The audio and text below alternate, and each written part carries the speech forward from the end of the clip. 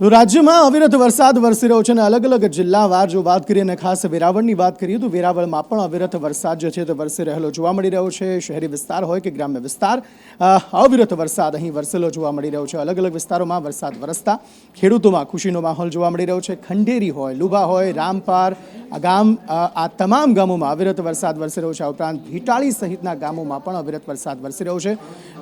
કાચું સોનું વરસતું હોય તેવો વરસાદ જે છે તે અહીં વરસી રહેલો જોવા મળી રહ્યો છે અને તેને પગલે ખેડૂતોમાં ખુશીનો માહોલ જોવા મળી રહ્યો છે।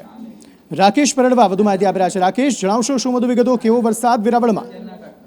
જી ચોક્કસથી વિધિવત રીતે ચોમાસું એ દસ્તક દઈ દીધી છે અને જેના પગલે આજે બપોર બાદ તાલાળા અને કોડીનાર તાલુકાના ગ્રામ્ય વિસ્તારોમાં ધોધમાર વરસાદ વરસ્યો છે। ખાસ કરીને તાલાળા તાલુકામાં પોણો ઇંચ અને કોડીનાર તાલુકામાં અડધો ઇંચ જેટલો વરસાદ વરસી ચૂક્યો છે।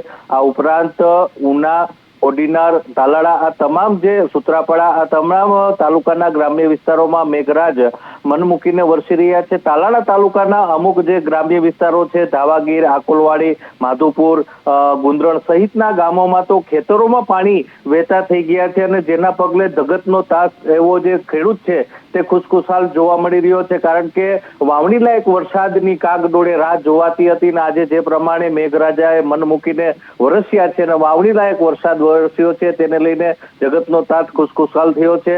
હાલ જે અસહ્ય ગરમી અને ઉકળાટનું છેલ્લા 2 દિવસથી વાતાવરણ હતું તેમાં ક્યાંક ને ક્યાંક ઠંડક પ્રસરી છે અને જે વાવણી લાયક વરસાદ થયો છે તેને લઈને ખેડૂતોમાં ખુશી જોવા મળી રહી છે।